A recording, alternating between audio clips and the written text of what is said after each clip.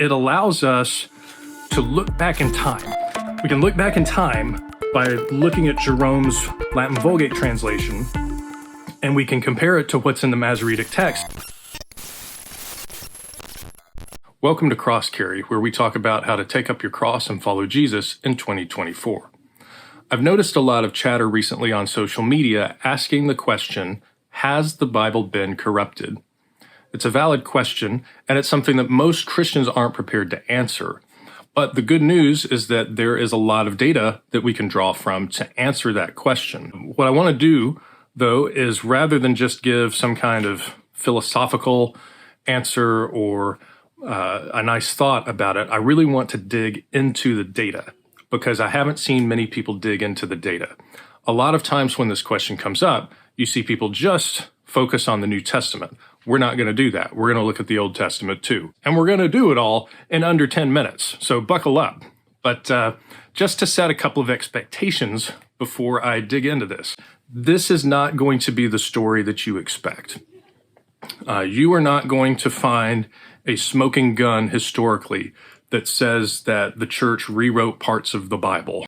You're also not going to find an immaculate reception or something where the Bible was just handed to us by God and floated down from heaven. The story of the Bible is both a divine and a messy process. And that's the really cool part about it. The first claim that people make when they say that the Bible has been corrupted is they say that it was written by people, so it is inherently flawed because it was made by people. This is a faith statement. Christians do not have a problem believing that God can make someone do something, even if it's unusual. There are stories in the Bible that we believe, like in Numbers, where God speaks through the mouth of a donkey. And if he can speak through the mouth of a donkey, he can certainly speak through the pen of the Apostle Paul. So saying that it's written by people, so it's just corrupt, that's a very negative view of how God can work through people. This wasn't some sort of mechanical thing where God took a person like a puppet and made them write, like a stenographer, what he was speaking out. God so moved the heart and soul of the person who was writing that book of the Bible or that particular passage that with their own ways of thinking, their own ways of expression, their own cultural perspective, they wrote exactly what God wanted them to say, because God is in control of everything, and this is called providence. So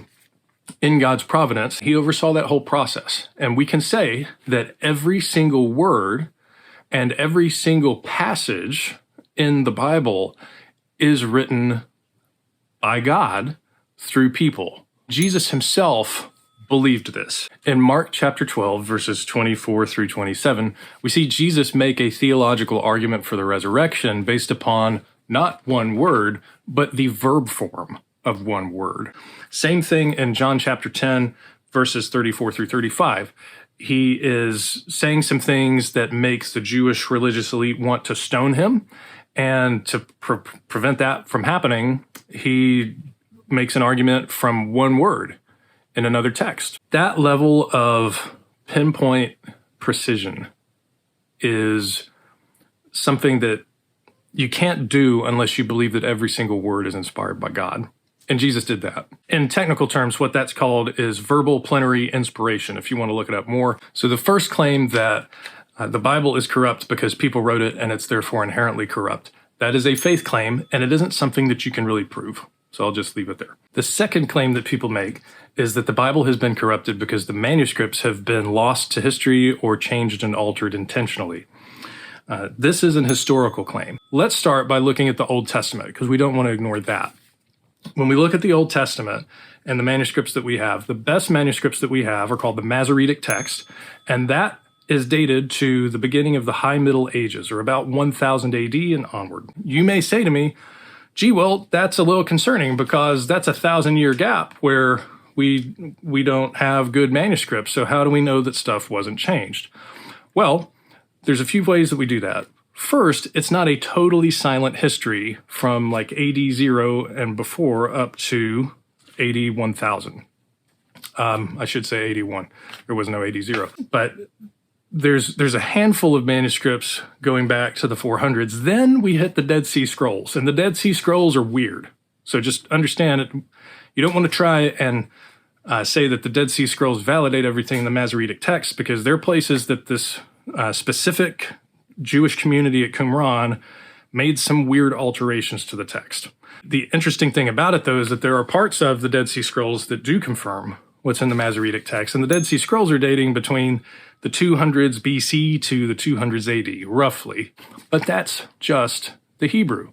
We also need to look at translations of the Hebrew, and these are called the versions. When we look at the versions, one very important witness is Jerome's Latin Vulgate translation of the Hebrew Bible. His translation of the Hebrew Bible dates to around 400 AD. It allows us to look back in time. This is really cool. We can look back in time by looking at Jerome's Latin Vulgate translation, and we can compare it to what's in the Masoretic text, and we can tell if stuff was taken out. So that's a very cool way to validate what is in the Masoretic text that we've received. We also have other versions, and this includes things like the Samaritan Pentateuch and the Septuagint, the Syriac Peshitta, the Aramaic Targums. All of these versions are very early. We're talking, 100s, maybe 100s to 300s and 400s AD in terms of the versions. And that doesn't even get into things like, Jewish commentary on it.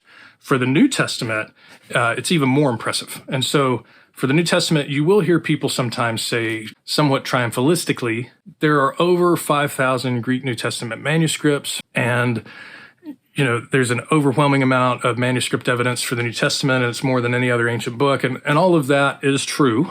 But it's important to point out that the vast majority of the Greek New Testament manuscripts that we have date from the High Middle Ages. They're Byzantine texts that are around 1000 AD and onward. And that's probably, if I remember right, that's about 5,000 of them. I want to say we have about 600 and change for earlier than that. But we do have entire copies of the New Testament as early as the 400s AD. This would be Codex Sinaiticus and Codex Vaticanus. Those are very good, complete New Testaments that have been preserved and very well preserved, they're priceless in terms of their value to the scholarly community and the religious community too. Now you may say to me, gee, Will, if the best, complete New Testament manuscripts that we have are from the 400s AD, the Council of Nicaea happened in the early 300s AD, and how do we know that Emperor Constantine did not commission New Testaments to be created, and that they didn't inject Nicene theology about Jesus and other things into the manuscript text and into the Bible text? Well, historically, we just don't see that happen, because we're not just dealing with the codices that we have from the 400s. There are also papyri fragments that extend much earlier. One of them, Papyrus 46, it is dated to around 200 AD. Around 200 AD. This is really, really early. I just want to emphasize that. Here is what is in Papyrus 46. It contains parts of Romans, 1st and 2nd Corinthians, Galatians, Ephesians, Colossians, Philippians, 1st Thessalonians, and Hebrews. It contains a tremendous amount of Paul's letters, which were super foundational to the early church. And were very quickly recognized as scripture. 2 Peter 3:16 even recognizes Paul's writings as scripture.